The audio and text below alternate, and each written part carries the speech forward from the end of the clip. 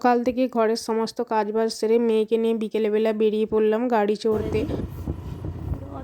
রাধে রাধে বন্ধুরা, welcome back to my channel. কেমন আছে সবাই? আশা করছি সবাই ভালো আছে আর আমিও ভালো আছি। তো আজকে অঘ্রাণ মাসের দ্বিতীয় বৃহস্পতিবার। তো এই যে কাজবাজ সব নিচে সেরে নিয়েছিলাম, ঘর ঝাঁট দেওয়া, বাসন ধোয়া সবই করে নিয়েছি। ঘরটার সকালবেলা ওদিকে সবই মুছে নিয়েছি, নিচে দিয়ে চলে আসলাম এই যে সিঁড়িটা মুছতে। তো বৃহস্পতিবারে তো বাসি ঘর কোথাও রাখা যাবে না, তাই না? সিঁড়ি বলো আর ঘর বলো, তো প্রত্যেকটা ঘরই কিন্তু ভালো করে মুছে নিতে হবে। তাই জন্য ওদিকে নিচের ঘরটা মোছা কমপ্লিট করে উপরে যে সিঁড়িগুলো এখন মুছে নিচ্ছি। দুদিন ধরে এত পরিমাণে ঠান্ডা পড়েছে, তো কি বলবো, যেহেতু আবার বৃহস্পতিবার তাড়াতাড়ি ঘুম থেকে উঠতে হবে, তাড়াতাড়ি মুছতে হবে ঘর দুয়ার, কারণ ওই যে পুজো আছে, লক্ষ্মী পুজো। তো ওই জন্যে তাড়াতাড়ি উঠে সব বাসি কাজগুলো কিন্তু সেরে নিতে হবে। অন্যদিন একটু দেরিতে উঠি তাও ভালো, কিন্তু এই বৃহস্পতিবার দিন হলে না, মানে একটু তাড়াতাড়ি উঠতে হয়, ঘরের কাজকর্মগুলো একটু তাড়াতাড়ি সেরে নিতে হয়, নাহলে সবাইয়ের কাজকর্ম হয়ে যাবে, তখন পুজো টুজো আরম্ভ হয়ে যাবে, তখন উঠলে না নিজেকেই একটা খারাপ লাগে, যেহেতু বাড়িতে ঠাকুর আছে তাই জন্যে। তো যাই হোক, ঘর মোছা কমপ্লিট করে এখন এই যে স্নান করে নিয়েছি। আর আসনগুলো কিন্তু প্রত্যেক বৃহস্পতিবার আমি ধুয়ে দিই, যেহেতু ভাত খাওয়া হয়, আমিষ খাওয়া হয়, তো শকুর টকুর থাকে, সেই জন্য এগুলোকে ধুয়ে দিয়েছি। ধুয়ে দিয়ে স্নান করলাম, আজকে আবার ছাদের মধ্যেই স্নান করলাম। এখানটায় যে নল লাগানো রয়েছে, এখানটা আমি কড়াই টড়াইগুলো ধুয়ে নিই রান্না করার পরে। তো এই নলের মধ্যে ট্যাঙ্কির জলটা সকালবেলায় চালানো হয়েছিল সাবমার্সেল, তো ট্যাঙ্কির জলটা খুব সুন্দর গরম ছিল। তো ওখানে যে আসনগুলো ধুয়েছিলাম আর হাঁড়িটাও মেজে নিয়েছিলাম। তো আজকে নিরামিষ খাওয়া দাওয়া হবে, সেই কারণে হাঁড়িটা মেজে নিয়ে স্নান টান করে নিয়েছি। আর এখন চলে আসলাম ঠাকুর ঘরে। ঠাকুর ঘরে এসে আমি এখন ভগবানকে যে ধূপ দেখিয়ে দিলাম, পুজো কিন্তু পরে হবে। তো তারপরে এই যে ছাদের মধ্যে চলে আসলাম রোদে। তো আজকে তো বৃহস্পতিবার, আজকে লক্ষ্মীবার। সকাল 7:30টার সময় আজকে স্নান করলাম, এখন বাজে 8টা। ছাদে আসলাম, স্নান করলাম, ওদিকে ঠাকুর ঘরে গেলাম, তো ঠাকুরকে ধূপ দিয়ে ছাদে আসলাম। তো প্রচুর পরিমাণে আজকে ঠান্ডা, জল গরম করে স্নান করলাম, এতটা পরিমাণে ঠান্ডা। আর এখন একটু রোদে বসবো, তারপরে যাবো নিচে জল খাওয়ারের জোগাড় করব। ছাদে রোদের মধ্যে অনেকক্ষণ বসছিলাম, এতটা পরিমাণে ঠান্ডা লাগছিল। সকাল সকাল তো স্নান করেছি, আজকে লক্ষ্মী পুজো, তো তাই জন্য সকালে সকালে স্নান করে নিয়েছিলাম, তো কি ঠান্ডা। তারপরে নিচে এসে জল খাওয়ারে যে করলাম, কলাই সিদ্ধ করলাম। আজকে আগের দিন বাজার থেকে কলাই আনা হয়েছিল, তো কলাই সিদ্ধ করলাম। কলাইটাকে শুধু সিদ্ধই করেছিলাম, ভাজিনি। তার মধ্যে লঙ্কা মাখালাম, তেল দিয়ে, কাঁচা তেল দিয়ে মাখালাম। তো এরকমভাবেও না খুব সুন্দর লাগে, ভালো লাগে খেতে বেশ। তো তারপরে মেয়ে আবার বলছে এদিকে ঝুড়ি নেবে, তাই মেয়েকে দুটো ঝুড়ি দিয়ে আমি ঝুড়ি নিলাম। তারপর এখন মুড়ি খেলাম। আবারও ছাদে এলাম মেয়েকে নিয়ে, ওকে স্নান করে দিয়েছিলাম। আর প্রচুর পরিমাণে ঠান্ডা, সেই জন্য এই যে চুলটা শুকানোর জন্য রোদে দাঁড়িয়ে আছে। কি দেখছি ড্রাগন গাছ। ড্রাগন গাছে কবে ফল হবে কে জানে। মেয়ে ওই ড্রাগন গাছটা লাগিয়েছিল, তো প্রতিদিন দেখতে আসে ছাদের মধ্যে, যখন রান্না করি বা এমনি সময়ও, তো প্রত্যেক দিন দেখে কবে যে ফল ধরবে। তো এখনও গাছটা অনেক বড় হবে, তারপরেই ফলটা ধরবে। প্রত্যেক দিন এসে এসে দেখবে গাছটা কতটা বড় হয়েছে, ফল ধরলো কি না, কটা ডাল হয়েছে, মানে প্রত্যেক দিন এসে এসে ও দেখবে, মাঝে মধ্যে জল দেবে, মাঝে মধ্যে আবার আমিও দিয়ে দিই। তো যাই হোক, ওদিকে নিচে এলাম, নিচে এসে কয়েকটা জলের বোতল ছিল, তো সেগুলাতে জল ভরলাম, জল ভরে রেখে দিলাম। আবার জল খাওয়ারের বাসন ছিল, সেগুলাকেও ধুয়ে নিয়েছি। আর এখন এই যে রান্না করব, তার জন্য এই যে ফুলকপিটা, তো ফুলকপিটা এখন কেটে নিচ্ছি। ফুলকপির আজকে ঝোল করব।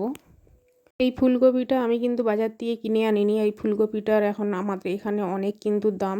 তো আগের দিন বাঁধাকপি এনেছিলাম, ভেবেছিলাম যে বাঁধাকপি করব, কিন্তু আমার ছোট মাসি শাশুড়ি, মানে তার বর, মানে আমার ছোট মেসো, তো সেই ফুলকপিটা এনেছিল। তাদের ওখানে কিন্তু প্রচুর চাষ হয় ফুলকপি, বাঁধাকপি, তো সে নিয়ে এসেছিলো। তো ভাবলাম যে আজকে টাটকা টাটকা রান্না করি, তাই আজকে ফুলকপিটাই রান্না করব।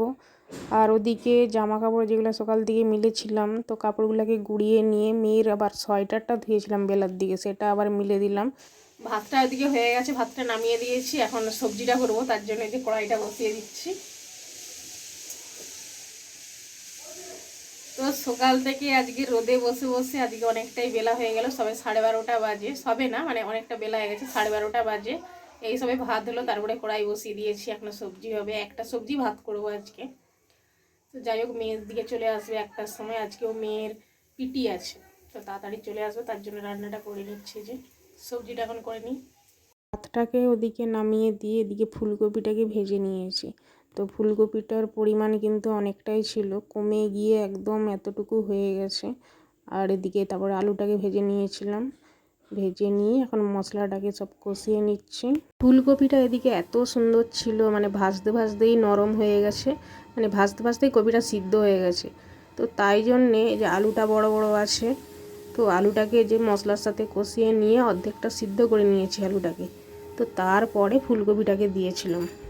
তবে একটু ফুলকপিটা গোটা গোটা দেখা যাচ্ছে, কিন্তু আগের থেকে যদি দিতাম ফুলকপিটা একদমই ঘাঁটা হয়ে যেত। তো যাই হোক, এই যে রান্নাটা কমপ্লিট, আলুটাও সিদ্ধ হয়ে গেছে। আর আজকে যেহেতু বৃহস্পতিবার, ভিডিওতে এডিট দেওয়ার সময় তো চারিদিকে পুজো হচ্ছে, সেই জন্যেই কিন্তু ঝাঁঝ ঘন্টা বাজছে। তো যাই হোক, ওদিকে সবজিটাকে ধনেপাতা দিয়ে গরম মশলা দিয়ে নামিয়ে নিয়েছি। আর এদিকে আলু সিম ভাতে দিয়েছিলাম, তার জন্যে যে লঙ্কা তেল মেয়ে নিচের দিকে করে এনেছে এইটা, সের মধ্যে বসিয়ে কাঁচা লঙ্কা আর জিরে দিয়ে ভেজে নিয়ে উপরে নিয়ে আসলাম ছাদের মধ্যে। তো বললাম নিয়ে চলে আসতে ছাদে, যেহেতু আজকে ভাত খাবো রোদে বসে বসতে, তো সেই জন্যে রোদে না, মানে একটু ছায়রার দিকে, তবু রোদের আতাসিটা আছে, আর নিচে না প্রচুর ঠান্ডা, তো ভাবলাম যে আজকে ছাদের মধ্যেই ভাত খেয়ে নিই।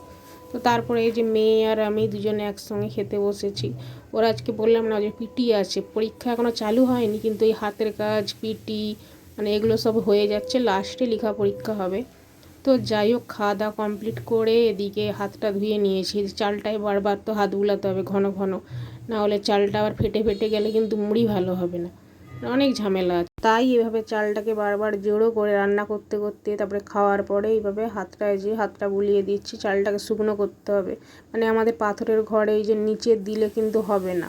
মানে আগে গরমকালে চালটাকে 3-4 দিন ধরে ফেলে রাখতাম, হাওয়া দিত বাতাস দিত, চালটা শুকনো হয়ে যেত। কিন্তু এই পাথর থেকে এতটা পরিমাণে ড্যাম উঠে, আর এই শীতকালে তো ঠান্ডা, মানে শুকনোই হবে না, ঠান্ডাই হয়ে রয়ে যাবে, এরকম ব্যাপার আর কি।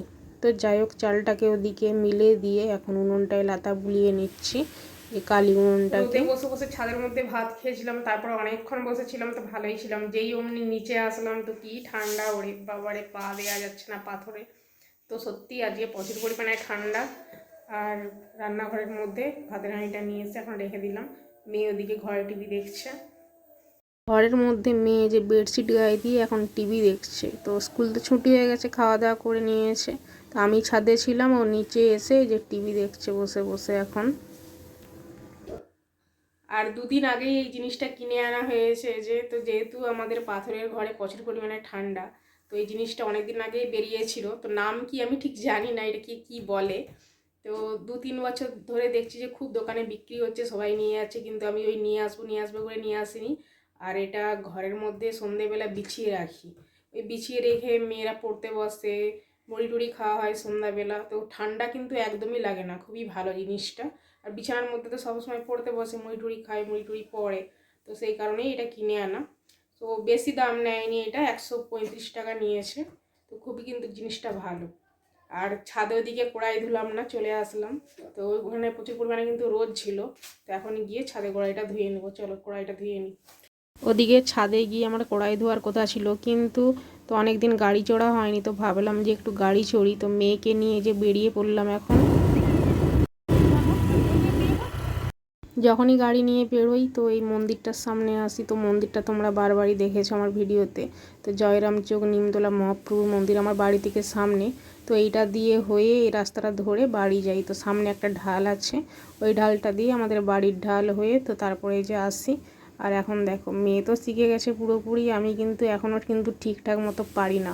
রোড রাস্তাতে ভালো পারি, কিন্তু ওই যে বাঁক মোড় থাকে, তারপরে ঢালটা থাকে, তো এই ঢালের মধ্যে ঠিকঠাক করে উঠতে এখনও কিন্তু পারি না, তো সেই জন্যেই এখনও শিখছি, পুরোপুরি এখনও শিখিনি।